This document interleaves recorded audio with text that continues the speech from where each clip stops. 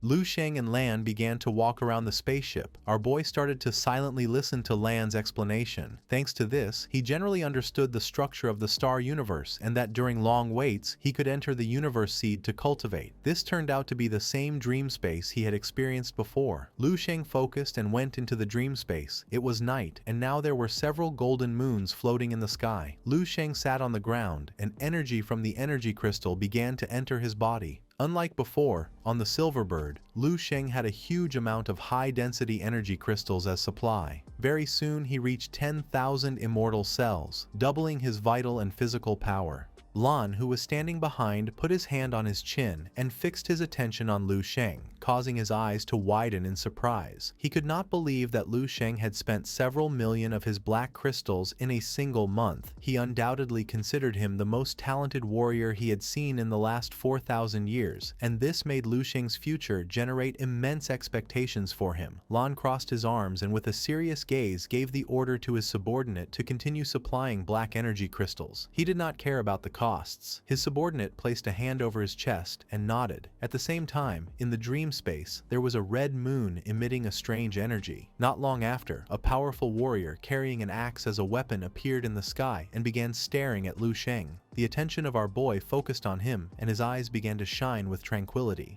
While the warrior's eyes were shining with rage, he grabbed his axe tightly and began to descend forcefully toward our boy. Instead of panicking, our boy remained calm, but to his surprise, the warrior's attack was so fast that he had no time to react and cut his body in half. Our boy's eyes widened in fear and confusion. He didn't know what was happening. The warrior was so powerful that he launched a slash of energy, which cut Lu Sheng's planet in half as if it were a cake, destroying it into pieces. Our boy woke up, and his eyes widened in surprise and fear. Lu Sheng placed his hand on his chest, and with a serious gaze, realized that this was the strength of a level 12 warrior, the strength of Shalus. He could not understand how someone known as the God of Wind, and clearly a speedrunner, could possess such enormous strength. While Lu Sheng's eyes were shining with calmness, he began to gaze toward the ground and sank into his thoughts. His goal was clear: to defeat Shalus before reaching the Yamu Star Zone. Lu Sheng focused, and blue martial energy began to emerge from his body. Our boy returned to the dream space. He was standing with clenched fist, and behind him lay the lifeless corpse of Shalus with a hole in his chest. After several days of arduous training, and one day before arriving at the Yamu Star Zone, Lu Sheng finally defeated Shalus.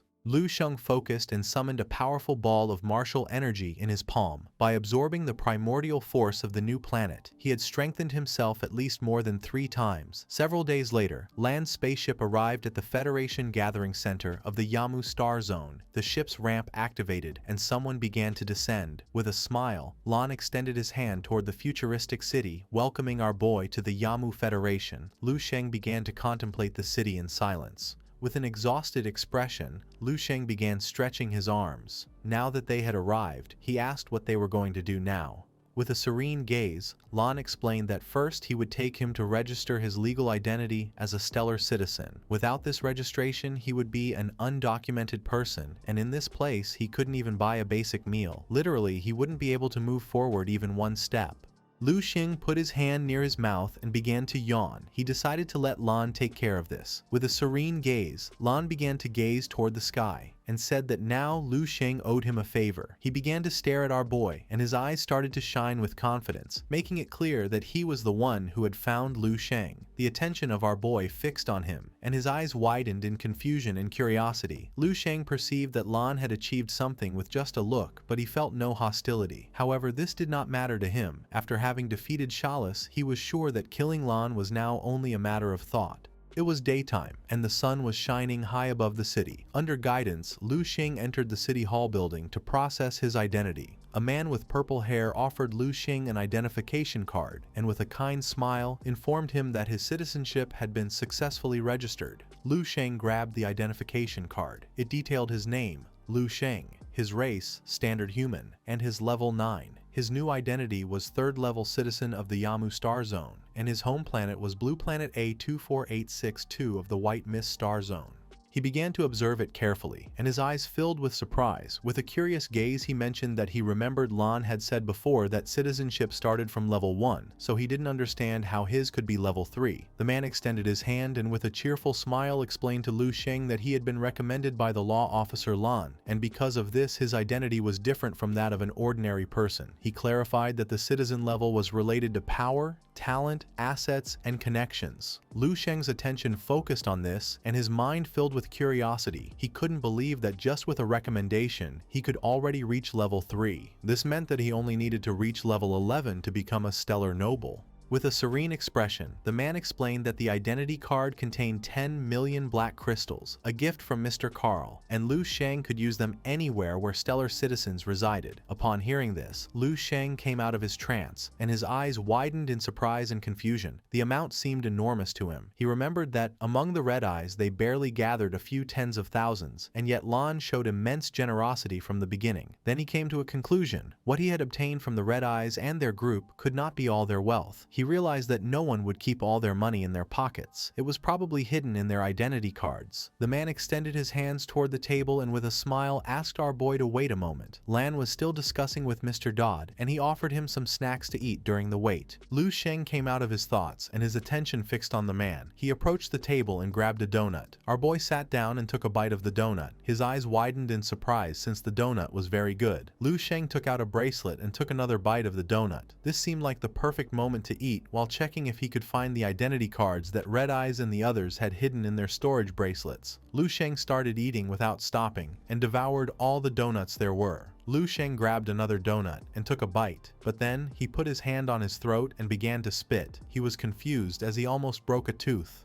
He spat out a blue cockroach which fell onto the plate. Our boy's attention fixed on it and his eyes filled with fear. He did not know where this stellar cockroach had come from. At that moment, Lu Sheng's heart beat strongly. With a surprised gaze, he put his hand on his chest and golden martial energy began to emerge from his body. He realized that his immortal cell number 10,001 had just been born. Lu Sheng grabbed the cockroach and began to observe carefully. His eyes widened with curiosity. He couldn't believe that it contained so much protein content. Without hesitating for a second, Lu Sheng put the cockroach into his mouth and began to chew. According to him, it tasted like chicken. It was crunchy. At the same time, outside the room, someone began to shout, asking where Pobby was. A man with purple hair extended his hands and with a nervous expression explained to Miss Jojo that this was an exclusive area for VIP guests and she could not enter in this way, as it put them in a difficult situation. With a furious expression, she began to point to one side and questioned whether she was not also one of their VIP guests. She claimed to have seen Pobby enter there with her own eyes and, therefore, was sure that he was inside. Demanding that they get out of the way. They began to argue, and upon hearing the commotion, Lu Sheng's attention, who was eating, was drawn to them, and he became somewhat curious. While her eyes were shining with rage, she turned her back on the man, clenched her fist tightly, and began to move toward the VIP area. Seeing this, the man's eyes widened in fear. He reached out his hand and explained to her that she could not burst in like that. She didn't listen and stomped the ground forcefully. Upon hearing this, Lu Sheng turned around and his eyes widened in confusion.